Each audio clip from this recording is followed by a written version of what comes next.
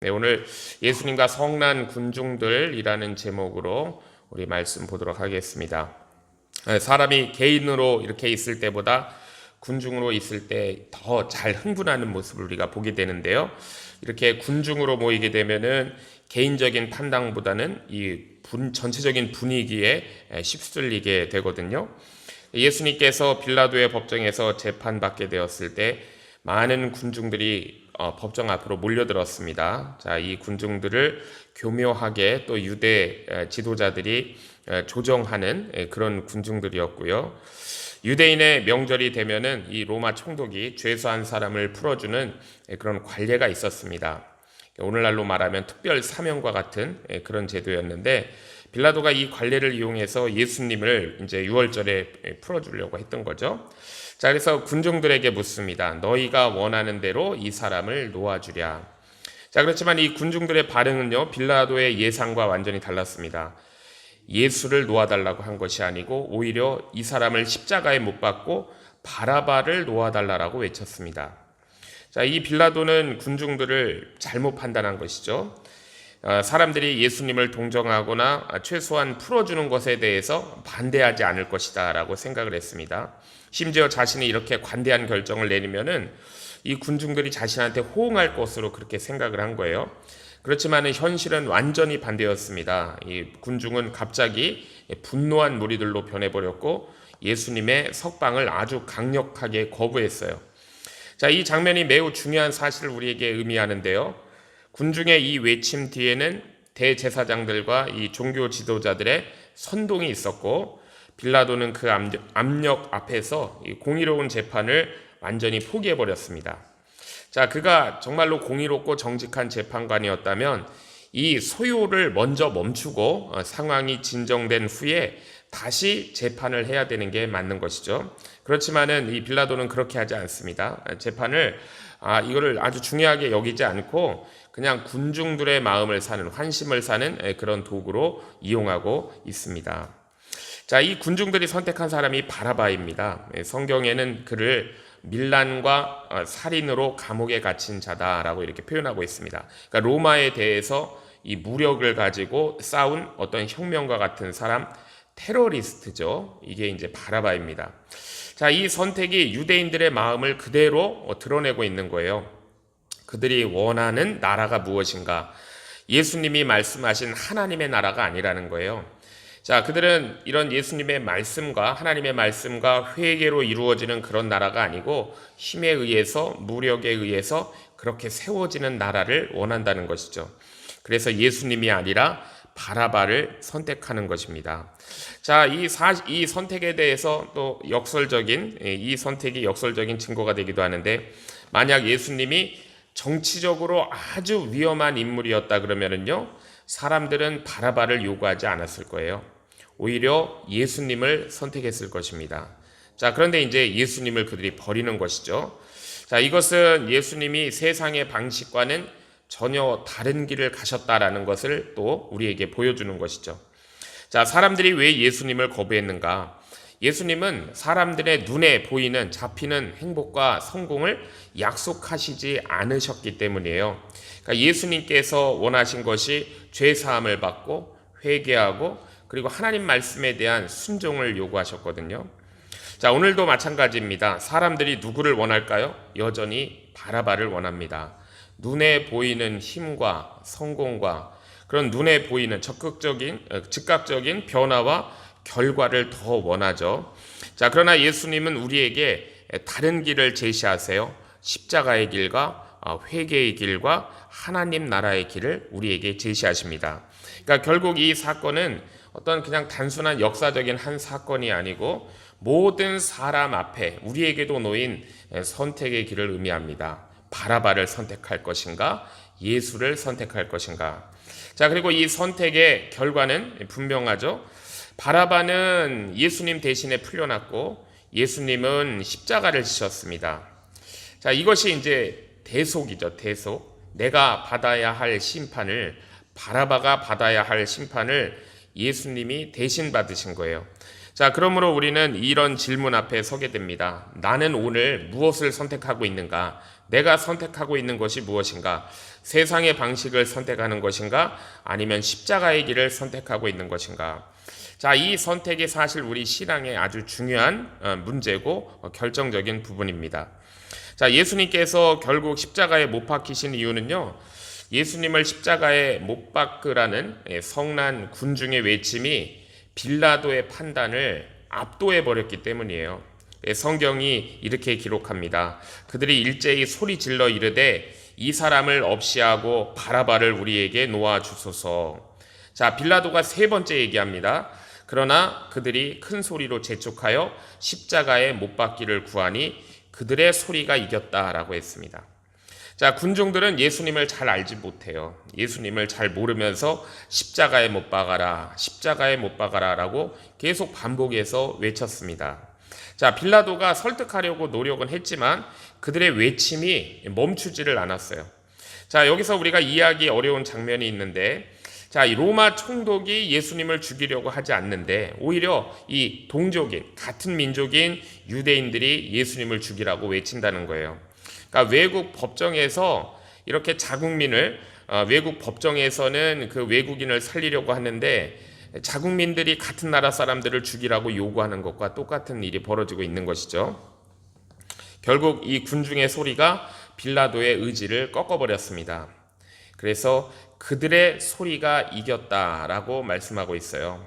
자, 그러니까 이 사건은요, 배후에 영적인 실체가 있는 그냥 단순한 사건이 아니라는 걸 우리가 알아야 돼요. 사탄이 사람들의 마음을 충동질하고 예수님을 향한 증오를 폭발시키고 있는 그런 영적인 싸움입니다. 자, 이 군중의 외침에 특별한 이 군중의 외침은 이 군중 속에 있는 몇 사람만의 문제가 아니에요.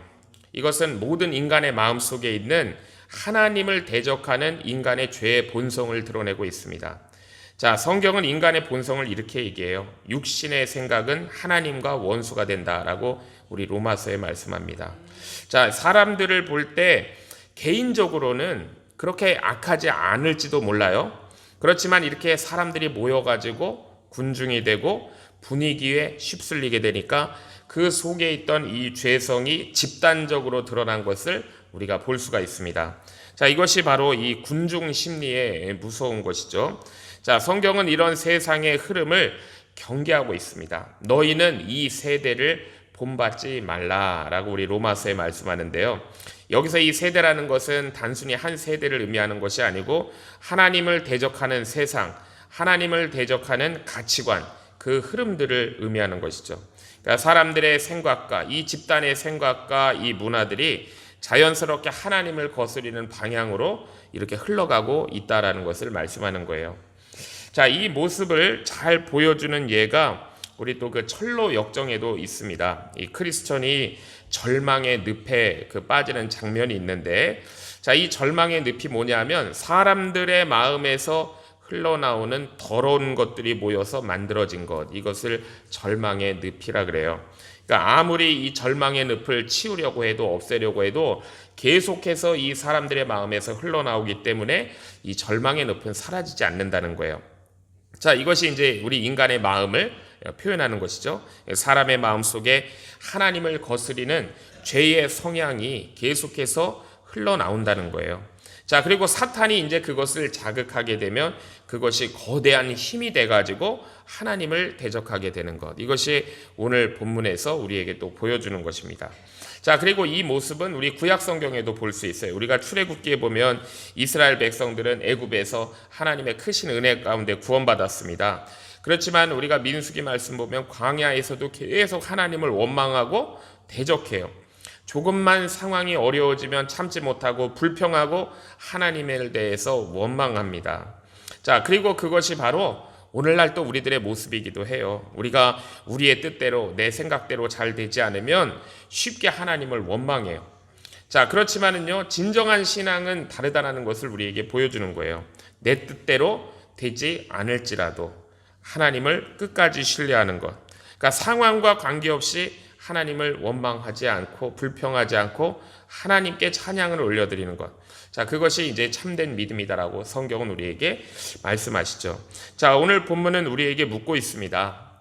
나는 이 군중 소리에 휩쓸리는 사람인가? 아니면 내가 정말 하나님 앞에서 진리를 붙드는 사람인가?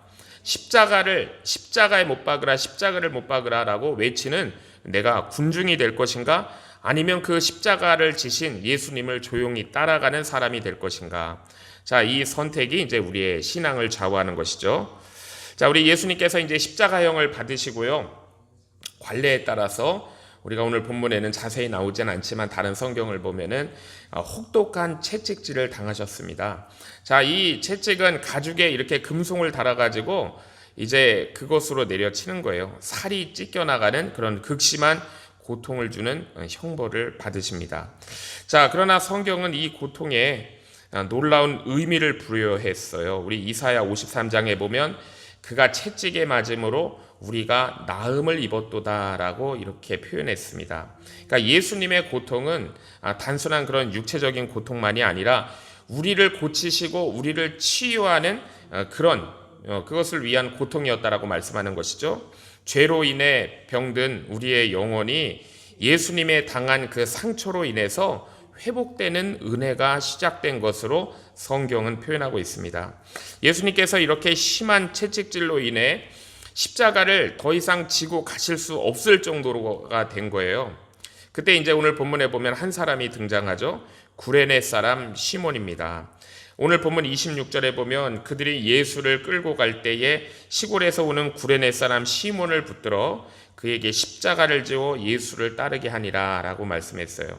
자, 이 시몬은 구레네 사람 시몬은요, 저기 아프리카 쪽에서 온 사람이에요. 그러니까 유월절을 지키기 위해 예루살렘으로 왔는데 우연히 이 십자가 사건에 휘말리게 된 사람이에요. 자원해서 한 게 아니고 억지로 십자가를 지게 되었습니다. 이 로마 군인들은 식민지 사람들한테 강제로 짐을 지우고 갈 수 있게 하는 권한이 있었어요. 한국적인 표현으로 하면 오리입니다. 킬로미터로 하면 2km고 미국식으로 하면 1.2마일 정도를 짐을 지워서 갈 수 있는 권한이 있었어요. 자, 그러니까 시몬은 이제 그걸 당한 것이죠. 이제 짐을 지워서 가게 된 거예요. 그러니까 너무 불쾌했을 겁니다. 왜 하필 내가 잡혔을까라고 생각이 들었을 거예요. 이렇게 사람들이 많은데, 이렇게 수많은 사람들 가운데 왜 내가 이런 일을 당해야 할까라고 이해가 되지 않았을 것 같습니다. 자, 그런데 이제 그가 나중에 알게 되죠. 이 십자가가 단순한 죄수의 십자가가 아니고 온 인류의 죄를 짊어지신 하나님 아들의 십자가였다는 것을 그가 알게 됩니다. 자, 이 장면이 우리에게 깊은 의미를 담고 있는데요. 사실 예수님의 십자가는 누구도 대신 질 수가 없는 거잖아요. 자, 이건 예수님만이 지실 수 있는 십자가잖아요. 그런데 하나님께서 그 과정 가운데 한 사람을 부르시고 선택하셨다는 거예요. 그 십자가를 함께 지는 은혜를 주셨다는 것입니다. 자, 성경을 보면은요, 예수님의 이 사역 가운데 이렇게 보이지 않게 정말 조용히 헌신한 사람들을 성경의 여러 곳에서 말씀하고 있어요. 먼저 막달라 마리아는 예수님의 십자가를 위해 향유를 부어서 예수님의 장사를 준비했다라고 말씀하고 있고, 어떤 사람은 우리가 앞에서 보았지만은 자신의 다락방을 내어드려 가지고 최후의 만찬을 준비하게 한 사람도 있었고, 어떤 사람들은 예수님께 나귀를 내어드려 가지고 예루살렘의 그 입성을 도운 사람도 있고요. 아리마대 사람 요셉은요, 자신의 그 새 무덤을 예수님께 내어드려 가지고 예수님을 장사하게 했어요. 그리고 오늘 본문에 나오는 이 구레네 사람 시몬은 예수님의 십자가를 지는 일에 쓰임받은 사람입니다. 자, 이 구레네 사람 시몬은 그래서 우리가 이제 뒤에 말씀을 보면 초대교회와 연결이 돼요. 자, 성경은 그의 이 구레네 사람 시몬의 이 아들들을 언급하고 있습니다. 우리 마가복음에 보면은요, 알렉산더와 루포의 아버지인 구레네 사람 시몬이라고 언급하고 있어요. 그러니까 이 알렉산더와 루포 그러면 초대교회 사람들이 다 알 수 있는 사람이라는 것이죠. 또한 우리가 사도 바울도 로마서에서 이 루포를 언급했습니다. 주 안에서 택하심을 입은 루포와 그의 어머니에게 문안하라라고 이렇게 말씀하고 있어요. 자, 이런 이 시몬의 가정이 이제 나중에 훗날 믿음의 가정으로 정말 얼마나 아름답게 세워졌는지를 우리에게 말씀하고 있는 거예요. 이게 억지로 시작된 십자가 사건인데 한 가정 전체를 변화시킨 축복이었다라는 것을 말씀하고 있습니다.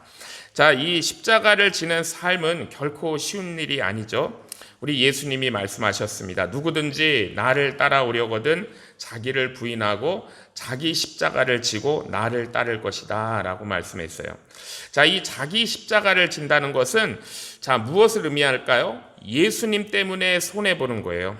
예수님 때문에 희생하는 것입니다. 자, 그렇게 살아가는 것이 자기 십자가를 지는 것이죠. 자, 그런데 더 귀한 것은 우리가 다른 사람의 십자가를 지는 것이죠. 너희가 짐을 서로 지라 그리하여 그리스도의 법을 성취하라라고 우리 갈라디아서 6장에 말씀합니다. 자, 이 구레네 사람 시몬은요, 억지로 십자가를 졌는데, 자, 그 십자가가 결국 그 사람의 인생과 가정과 이 자녀들까지 다 변화시키는 놀라운 축복이 되었습니다. 자, 오늘 우리에게도 똑같은 질문이 주어지는 거예요. 나는 십자가를 피하는 사람인가? 아니면 기꺼이 나의 십자가를 지는 사람인가? 자, 우리가 주님을 믿는다는 것은 편안한 것이 아니잖아요. 우리가 믿는다는 것은 십자가를 지는 것입니다. 그리고 그 십자가를 지는 삶이 가장 영광스럽고 복된 삶이라는 것을 말씀하는 거예요. 자, 예수님께서 이 십자가를 지고 이제 골고다를 향해 가실 때 그 뒤를 따르면서 슬피 우는 여인들이 있었다라고 표현합니다. 우리 본문 27절, 28절에 보면은요, 또 백성과 및 그를 위하여 가슴을 치며 슬피 우는 여자의 큰 무리가 따라오는지라. 예수께서 돌이켜 그들을 향하여 가라사대 예루살렘의 딸들아 나를 위하여 울지 말고 너희와 너희 자녀를 위하여 울라라고 했어요. 자, 이 여인들은 이제 수많은 여인들은 어떤 여인이냐면 물론 예수님을 잘 알고 믿는 여인들도 있지만 대부분의 여인들은 그냥 처형당하는 죄수들을 불쌍히 여겨가지고 울어주는 사람들이에요. 그러니까 예루살렘에는 장사가 있거나 사람이 죽게 되면 같이 울어주는 그런 풍습이 있습니다. 그러니까 예수님이 누구신지 정확히 몰라도 그냥 죽음으로 향하는 그 모습을 보고 안타까운 마음에 가슴을 치며 울고 통곡하는 사람들이에요. 자, 그러나 예수님은 그들에게 뜻밖의 말씀을 하신 거예요. 나를 위해 울지 말고 너희와 너희 자녀를 위해 울어라 라고 하신 것입니다.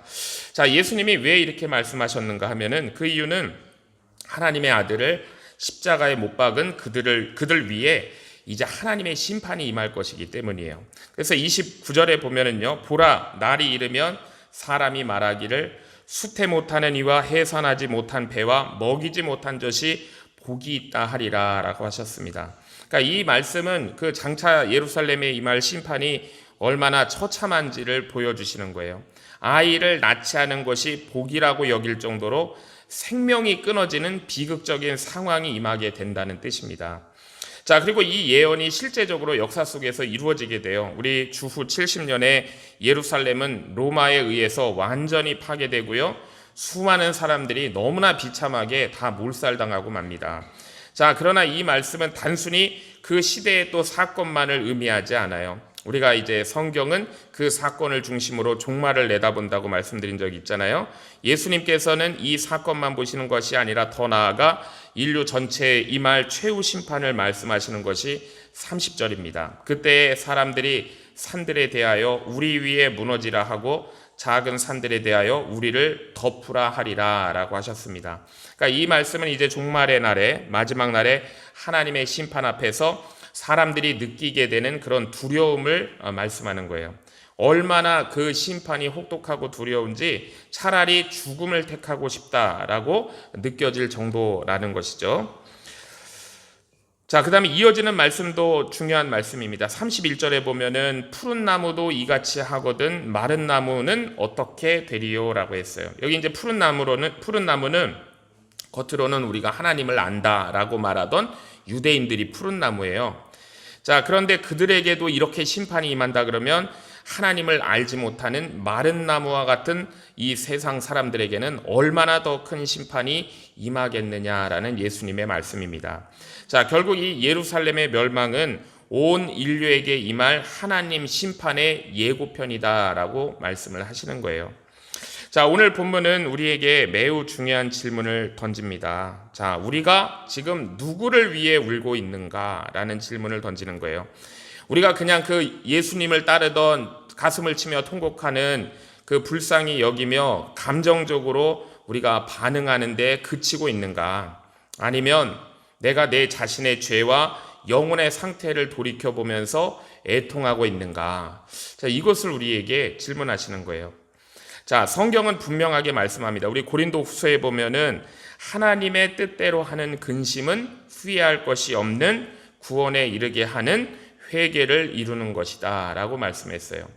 자, 하나님의 심판을 피할 수 있는 길은 단 한 가지인 거예요. 그것은 예수 그리스도를 영접하여 믿고 이 주님의 말씀에 순종하는 삶입니다. 예수님은 십자가를 지고 가셨어요. 어떤 사람은 소리 없이 정말로 울음을 삼키며 주님을 따랐습니다. 어떤 사람은 자신도 모르게 그 십자가를 함께 지고 갔어요. 자, 그러면 우리는 이런 가운데 나는 어떤 사람인가를 돌아보는 거예요. 군중 속에서 예수님을 십자가에 못 박으라고 소리지는 사람인가? 우리는 그런 사람은 아니겠죠. 아니면 그냥 멀리서 무감각하게 바라본 사람인가? 아니면 예수님이 누군지도 모르면서 그냥 분위기에 휩싸여서 통곡하고 슬퍼하고 가슴을 친 사람인가? 아니면은 십자가를 지고 주님을 함께 쫓아간 사람인가? 예수님은 우리의 모든 죄를 짊어지고 십자가를 지셨습니다. 그리고 지금도 우리를 부르고 계세요. 나를 따르라 라고 부르십니다. 누구든지 주님을 바라보기만 하면은 생명의 은혜가 흐르게 돼요. 죄 사함을 받게 되고 새 생명을 얻고 새로운 삶을 살게 됩니다. 자, 그러므로 우리는 결단해야 되는 거예요. 우리가 세상의 소리에 휩쓸리는 것이 아니고 십자가의 주님을 따르는 삶을 우리가 결단하고 그 길을 가야 되는 것입니다. 왜냐하면 그 길이 생명의 길이기 때문이에요. 그 길이 유일한 구원의 길이기 때문입니다. 자, 오늘도 그 길을 가는, 그래서 주님으로 인하여 그 소망으로 인하여 기뻐하고 또 감사하는 저와 주의 성도님들 되시기를 주의 이름으로 축복합니다. 기도하겠습니다. 하나님 아버지, 오늘 저희에게 주신 말씀을 통하여 또 저희의 심령과 신앙을 돌아보게 하시니 감사합니다. 예수냐 바라바냐라는 선택 앞에서 저희론 때론 군중 속에 섞여서 진리보다는 세상의 소리에 휩쓸렸던 자들임을 주님 앞에 고백합니다. 십자가의 길을 외면하고 편한 길을 선택했던 연약한 존재임도 고백합니다. 그러나 그런 저희를 위하여 주께서 십자가를 지시고 돌아가신 것을 저희가 오늘 또 주님 앞에 회개하고 고백합니다. 이제는 바라바가 아니고 예수 그리스도를 선택하고 군중의 소리가 아니라 주님의 음성을 듣기를 소원합니다. 세상의 가치가 아니라 십자가의 길을 붙드는 저희들 되게 하여 주시옵소서. 구레네 사람 시몬처럼 때로는 억지로라도 십자가를 지는 자리로 나아가기를 원합니다. 그 십자가가 우리의 삶과 가정을 변화시키는 은혜의 통로가 되게 하여 주시옵소서. 또한 예루살렘 여인들처럼 단순한 감정으로 흐르는 눈물이 아니고 내 죄를 깊이 깨닫고 회개하는 참된 눈물을 주님 앞에 흘리기를 소원합니다. 하나님의 뜻대로 사는 참 믿음을 허락하여 주옵소서. 주님, 이 세상이 너무나 어지럽고 혼란스럽습니다. 그러나 저희는 십자가를 바라보며 살겠습니다. 끝까지 주님을 따르는 믿음의 사람들로 남게 하여 주시옵소서. 우리의 삶을 통해 주님의 십자가를 증거하게 하시고 한 영혼이라도 더 주님께로 인도되는 귀한 생명의 사역을 감당하는 저희들 되게 하여 주시옵소서. 예수님의 이름으로 기도하옵나이다. 아멘.